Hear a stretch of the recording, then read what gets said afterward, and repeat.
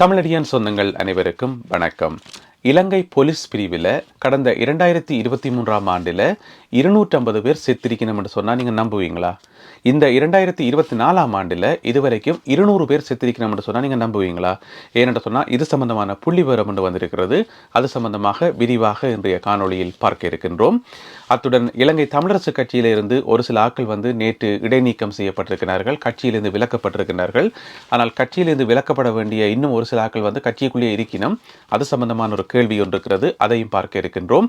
அத்துடன் மருத்துவரும் பாராளுமன்ற உறுப்பினருமாகிய அர்ச்சுனா ராமநாதன் அவர்களிடம் இன்னமும் மன்னிப்பு கேட்காத ஊடகங்கள், அது குறித்த ஒரு செய்தி குறிப்பும், அத்துடன் குற்றப்புலனாய்வு பிரிவினருக்கு சிஐடியினருக்கு ஒரு புதுவிதமான முறைப்பாடுகள் தொடர்ந்து போய்கொண்டே இருக்காம். அதை விசாரிக்கிறதுலேயே அவர்களுக்கு நேரம் போய்கொண்டிருக்காம் என்று சொல்லி ஒரு தகவல் வந்திருக்கு. அது குறித்தும் பார்க்க இருக்கின்றோம். அத்துடன் இன்றைய கேலி சித்திரமும் இருக்கிறது. எல்லாவற்றையும் தொகுத்து இந்த காணொளியில் பார்க்க போகின்றோம். வாருங்கள் காணொளிக்குள் போவோம்.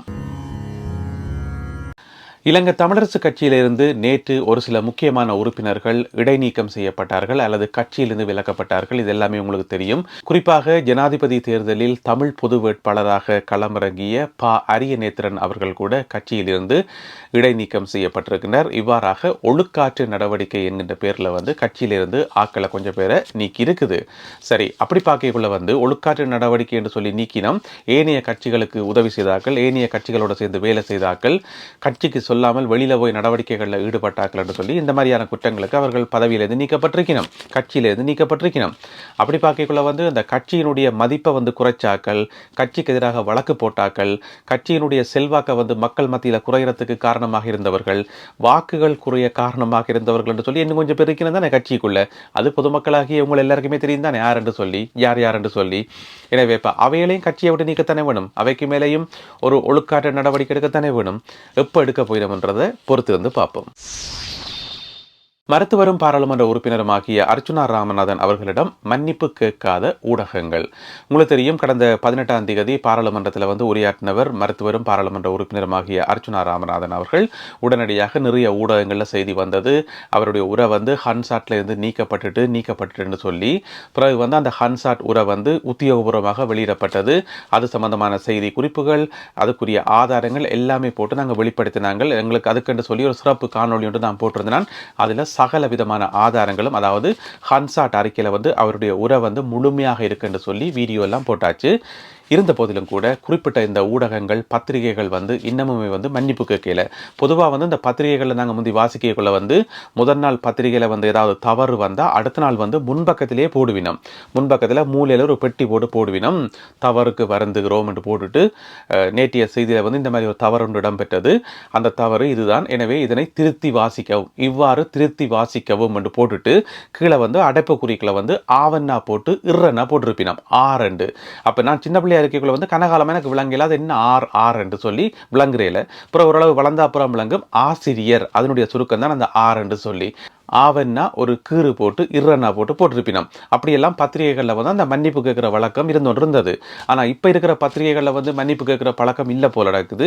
ஒரு பாராளுமன்ற உறுப்பினருக்கு எதிராக பச்சை பொய்யொன்ற சொல்லி செய்தியை வெளியிட்டு போட்டு, அதுக்கு கட்டங்கட்டியெல்லாம் செய்தியெல்லாம் வெளியிட்டு போட்டு, அந்த உண்மைகள் எல்லாம் வெளியில் வந்த பிறகும் கூட இன்னுமே யாருமே மன்னிப்பு கேட்ட மாதிரி தெரியல. இது என்ன வகையான ஊடக அறம்னு தெரியல. முன்னொரு காலத்தில் நிறைய மன்னிப்புகளை நாங்கள் பத்திரிகைகளில் பார்க்குறாங்க. இப்போ அப்படி பார்க்க முடியல. என்ன நடக்குன்னு தெரியல. யாழ்ப்பாணம் சர்வதேச விமான நிலையத்தை புனரமைப்பு செய்வதற்கும் அதனை பெருப்பிப்பதற்கும் ஒப்பந்தக்காரர்களிடமிருந்து இப்பொழுது கேள்வி பத்திரம் கோரப்பட்டிருக்கிறது. டெண்டர் கோல் பண்ணப்பட்டிருக்கிறது. அதுக்கான முடிவு திகதி அறிவிக்கப்பட்டிருக்க என்று சொன்னால் ஜனவரி மாதம் 29ஆம் தேதி 2025ஆம் ஆண்டு ஜனவரி மாதம் 29ஆம் தேதி ஒப்பந்தக்காரர்கள் உள்நாட்டில் இருந்தோ வெளிநாட்டில் இருந்தோ அதுக்கு விண்ணப்பம் செய்யலாம். யாழ்ப்பாணம் சர்வதேச விமான நிலையத்தை புனரமைப்பு செய்யறதுக்கும் அதனை பெருப்பிப்பதற்குமான கேள்வி பத்திரம் கோரப்பட்டிருக்கிறது. எனவே எந்த கம்பெனி விண்ணப்பிக்க போது, எந்த நாட்டில் இருந்து விண்ணப்பிக்க போது என்று தெரியல. அதே நேரம் யாழ்ப்பாணம் சர்வதேச விமான நிலையத்தை பெருப்பிக்கிறதுக்கு அதில் ஒரு இடப்பிரச்சனை ஒன்று ஓடிக்கொண்டிருக்குது, உங்கள் எல்லாருக்குமே தெரியும். எனவே அந்த பிரச்சனையை புதிய அரசாங்கம் எப்படி கையாளப் போகுது என்பதையும் நாங்கள் பொறுத்திருந்து பார்ப்போம். இலங்கை போலீஸ் பிரிவில் கடந்த 2023ஆம் ஆண்டில் 250 பேர் உயிரிழந்திருக்கணும்.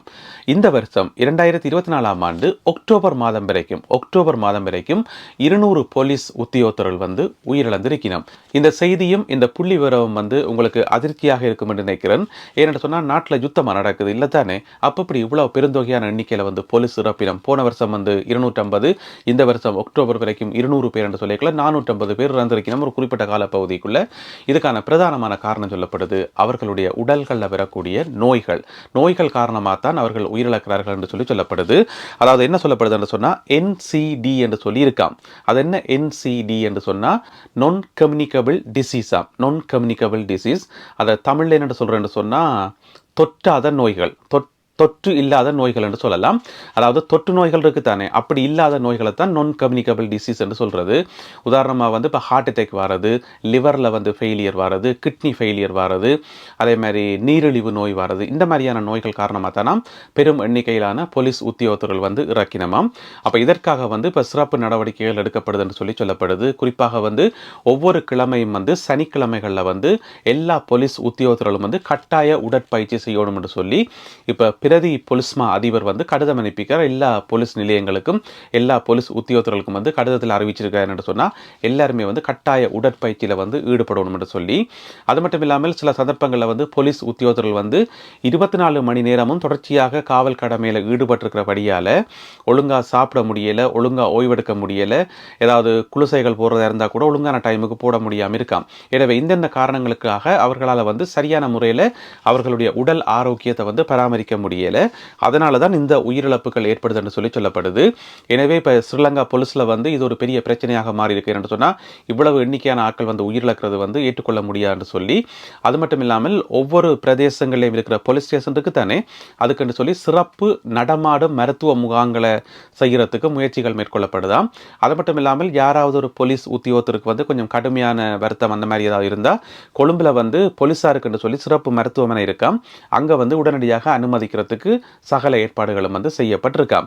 எனவே முக்கியமான காரணம் சொல்லப்படுது போலீசாருக்குரிய எக்ஸசைஸ், உடற்பயிற்சி செய்யணும் என்று சொல்லி இப்போ ஒவ்வொரு சனிக்கிழமையும் கட்டாய உடற்பயிற்சி செய்யணும் என்று சொல்லி கடிதம் அனுப்பப்பட்டிருக்கிறது. இந்த கடிதத்தை அனுப்பி வச்சுக்கிறதாரு பார்த்தீங்கன்னு சொன்னால் ஆக்டிங் IGP-ஆக இருக்கக்கூடிய பிரியந்த வீரசூரிய அவர் தான் இந்த கடிதத்தை அனுப்பியிருக்கிறார். எனவே இலங்கை போலீஸ் பிரிவில் 2023ஆம் ஆண்டில் 250 பேரும் 2024ஆம் ஆண்டு அக்டோபர் வரைக்கும் 200 பேரும் உயிரிழந்தமை அதிர்ச்சியை ஏற்படுத்தியுள்ளது. குற்றப்புலனாய்வு பிரிவினர் இருக்கிறது தானே, CID-னர், அவை இப்போ சரியான பிஸியாம். ஒரு விதமான கேஸுகளை விசாரிக்கிறதுல சரியான பிஸியாம். என்னென்னு சொன்னால் பொதுவாக குற்றப்புலனாய்வு பிரிவினருக்கு பல்வேறு விதமான முறைப்பாடுகள் பொதுமக்கள் இருந்து பல்வேறு விதமான தரப்புகள் இருந்து முறைப்பாடுகள் போகும். நிறைய கேஸுகளை விசாரித்து கொண்டிருப்பினோம். அது ஒரு பக்கம். ஆனால் இப்போ கடந்த ஒரு மாதமாக பார்த்தீங்கன்னு சொன்னால் அரசாங்கம் பொறுப்படுத்த இந்த ஒரு மாதத்தில் பார்த்தீங்கன்னு சொன்னால் ஆளுங்கட்சியை சேர்ந்த பாராளுமன்ற உறுப்பினர்கள் மற்றும் அமைச்சர்களிடந்து போகிற முறைப்பாடுகளே எக்கச்சக்கமான முறைப்பாடுகள் போதாம். அதை விசாரிக்கிறதுக்கே தனியொரு ஃபைலை தூக்கி வைக்க வேண்டி கிடக்குது. அதுக்கு 4 பேரை நியமிக்க வேண்டியிருக்குன்னு சொல்லி CID-னருக்கு அது பெரிய ஒரு பிரச்சனையாக போயிருக்காம். என்னென்னு சொன்னால் முதலாவது முறைப்பாட்டை கொடுத்தது யாருன்னு பார்த்தீங்கன்னு சொன்னால் நீதி அமைச்சராக இருக்கக்கூடிய ஹர்ஷன நாணயக்கார. அவர் என்ன முறைப்பாடு கொடுத்தவர் சொன்னால் அவரை கேட்காமல் அவற்றை பேருக்கு முன்னால் டாக்டர்னு போட்டுட்டாங்க. டாக்டர்னு போட்டு பாராளுமன்றத்தினுடைய இணையதளம் இருக்குத்தானே, அந்த இணையதளத்தில் டாக்டர் ஹர்ஷன நாணயக்காரன்னு போட்டோன்னே முன்னொரு காலத்தில் முன்னுக்கு டாக்டர்னு போட்டால் எல்லாரும் அதை பெருமையாக நினைக்கிறது. ஆனால் இப்போ தேசிய மக்கள் சக்தி அரசாங்கம் வந்த பிறகு டாக்டர்னு போடவே எல்லாரும் பயப்படினோம். ஏன்னு சொன்னால் அது உண்மையில படித்து வாங்கின டாக்டர் தானா அல்லது நீங்கள் எங்கேயாவது காசை கொடுத்து வாங்கின டாக்டரான எல்லாருமே ஆராய்ப்படுது. இப்போ ஆராய்ச்சி பேருக்கு முன்னால் டாக்டரேட் இருக்கோ எல்லாரை பற்றியும் ஆய்வு செய்யப்படுது. எந்த யூனிவர்சிட்டியில் படித்தவர், எத்தனை ஆண்டு படித்தவர், உண்மையிலே யூனிவர்சிட்டிக்கு போனவர் தானான்னு சொல்லி. அதாவது இந்த வேதம் புதிது படத்தில் ஒரு வசனம் பெறும், பாலு என்றது உங்களுடைய பேர், தேவர் என்றது நீங்கள் படித்து வாங்கின பட்டமான்னு சொல்லி மிக முக்கியமான ஒரு வசனம் ஒன்று இருக்கும், உங்கள் எல்லாருக்குமே தெரியும். அதே மாதிரி இப்போ நாணயக்காரன்றது உங்களுடைய பேர், அதுக்கு முன்னால் போட்டுக்கிற டாக்டர் நீங்கள் உண்மையிலேயே படித்து வாங்கின டாக்டரான்னு சொல்லி ஆக்கள் கேட்டுருக்கணும் தானே. அதுக்காக CID-ல போயிட்டு முறைப்பாடு செய்திருக்கார். இந்த மாதிரி வேணுமெண்டே என்னுடைய பேருக்கு முன்னால் டாக்டர் போட்டு கிடக்குது என்று சொல்லி அவர் கொடுத்த முறைப்பாடு. எனவே நீதி அமைச்சரே தனக்கு நீதி வேணும் என்று சொல்லி CID-ல போயிட்டு முறைப்பாடு செய்தவர். எனவே அவருடைய அந்த விசாரணை ஒரு பக்கம் போய்கொண்டிருக்குது. அதுக்கு பிறகு பார்த்தீங்கன்னு சொன்னால் கைத்தொழில் அமைச்சர், அவருடைய பேர் பார்த்தீங்கன்னு சொன்னால் சுனில் ஹந்துனெட்டி. அவர் என்ன முறைப்பாடு செய்தவர் என்று சொன்னால் அவருடைய பேரை பயன்படுத்தி உள்நாட்டிலையும் நிறைய வெளிநாடுகளிலையும் பண மோசடியில் வந்து யாரோ ஈடுபடினமாம். கேட்டால் சுனில் கந்தனட்டி எனக்கு தெரிஞ்சவரான், மாமா தான் சித்தப்பா தான் சொல்லி நம்ம நடக்குது. எனவே அவருடைய முறைப்பாட்டையும் வந்து இப்போ குற்றப்புலனாய்வு பிரிவினர் வந்து விசாரிச்சு கொண்டிருக்கணும். அடுத்தது வந்து எரிசக்தி அமைச்சர், அவர் வந்து குற்றப்புலனாய்வு பிரிவில் வந்து ஒரு முறைப்பாடு கொடுத்துக்கார். அவருடைய பேர் பார்த்தீங்கன்னு சொன்னால் குமார ஜெயக்கொடி எரிசக்தி அமைச்சர். அவர் என்ன முறைப்பாடு கொடுத்துக்காருன்னு சொன்னால், அவருடைய கல்வி தகமை, அவருடைய சர்டிஃபிகேட்ஸ் எல்லாமே வந்து பொய் என்றும் அதை வந்து அவர் சரியான முறையில் நிரூபிக்க தவறித்தார் என்று சொல்லி சமூக வலைத்தளங்களை வந்து எழுதி கொண்டிருக்கிறாங்களாம். ஃபேஸ்புக்கில் அங்கே இங்கெல்லாம் வெளியே பரப்பி கொண்டிருக்கிறாங்களாம். அவர் வந்து படித்தது வந்து பொய் போல நடக்குது, அவருடைய சர்டிஃபிகேட்ஸ் எல்லாம் வந்து பொய் என்று சொல்லி. எனவே அவரும் போய் முறைப்பாடு கொடுத்துக்கார். இந்த மாதிரி ஃபேஸ்புக்கில் வந்து பரப்பி கொண்டு இருக்கிறார்களா புடியுங்கன்னு சொல்லி 3வது முறைப்பாடு. அடுத்தது தேசிய மக்கள் சக்தி கட்சியைச் சேர்ந்த இன்னும் ஒரு பாராளுமன்ற உறுப்பினர், கொழும்பு மாவட்ட பாராளுமன்ற உறுப்பினர், ஒரு பெண் பாராளுமன்ற உறுப்பினர், அவ ஒரு டாக்டரும். அவனுடைய பேர் பார்த்தீங்கன்னு சொன்னால் கௌசல்யா ஆரியரட்ன. அவ ஒரு வித்தியாசமான முறைப்பாடு கொடுத்துக்கிறா. என்னென்னு சொன்னால், அவாவை பற்றியும் சமூக வலைத்தளங்களை வந்து கேவலமாக எழுதி கொண்டிருக்கணுமாம், பொய்யான கதைகளை சொல்லி எழுதி கொண்டிருக்கணுமாம். என்னென்னு சொன்னால், அவாவுக்கும் கொழும்பு மாவட்டத்தில் இருக்கக்கூடிய இன்னும் ஒரு பாராளுமன்ற உறுப்பினர், ஒரு ஆண் பாராளுமன்ற உறுப்பினர், அவருடைய பேர் வந்து சொல்லப்படையில், வெளியில் சொல்லப்படையில் என்ன பேர் என்று, அவரும் தேசிய மக்கள் சக்தி கட்சியை சேர்ந்தவர் தான். அந்த ஆண் பாராளுமன்ற உறுப்பினருக்கும் இவாக்கும் வந்து என்ன சொல்றது, ரொமான்டிக் அஃபேர்ஸ் என்று சொல்லி, அதாவது இந்த தொடர்பு சொல்லுவோமே, அப்படியான விஷயம் இருக்குன்னு சொல்லி சமூக வலைத்தளங்களில் செய்திகள் பரப்பி கொண்டிருக்கணுமாம். ஃபேஸ்புக் உள்ளிட்ட சமூக வலைத்தளங்களை வந்து நிறைய பேர் கதை சொல்லி கொண்டிருக்கணுமாம் என்று சொல்லி அவா போயிட்டு முறைப்பாடு செய்கிறா. அதே நேரம் அந்த ஆண் பாராளுமன்ற உறுப்பினர் இருக்கார் தானே, அவருடைய வைஃப் மனைவி போயிட்டு பிளியந்தல போலீஸ் ஸ்டேஷனில் போயிட்டு முறைப்பாடு செய்திருக்கிறா. என்னென்னு சொன்னால், இப்படி என்னுடைய கணவரை பற்றி தேவையில்லாத கதையெல்லாம் வந்து சமூக வலைத்தளங்கள் வந்து பரப்பப்படுது, எனவே இதை பற்றி போலீஸ் விசாரிக்கணும் என்று சொல்லி. எனவே குற்றப்புலனாய்வு பிரிவுக்கு இப்போ ஆளுங்கட்சியை சேர்ந்த அமைச்சர்கள், பாராளுமன்ற உறுப்பினர் இந்த முறைப்பாடுகளை விசாரிக்கிறதே பெரிய விஷயமா இருக்காம். அதுக்கே அவைக்கு நேரம் இல்லையாம் என்று சொல்லி தகவல்கள் வந்திருக்குது. எனவே இப்பதான் பாராளுமன்ற தேர்தல் முடிஞ்சு 1 மாசம் ஆகுது. இந்த தேசிய மக்கள் சக்தி அரசாங்கம் வந்து ஆட்சி அமைச்சு 1 மாசம் ஆகுது. அதாவது பாராளுமன்றம் ஆரம்பிக்கப்பட்டு 1 மாசம் ஆகுது. எனவே இந்த 1 மாசத்துக்குள்ளேயே ஆளுந்தரப்பிலிருந்து குற்றப்புலனாய்வு பிரிவினருக்கு இப்படியான நிறைய முறைப்பாடுகள் வந்திருப்பதாக தகவல்கள் வெளியாகி உள்ளன. அடுத்ததாக இன்றைய கேலி சித்திரம் கார்ட்டூன். ஜனாதிபதி அனுரகுமார திசாநாயக்கா அவர்கள் கையில் ஒரு தடியை பிடிச்சு கொண்டு வரார். அந்த தடியில் வந்து நிறைய பலூன்கள் வந்து கட்டப்பட்டிருக்கிறது.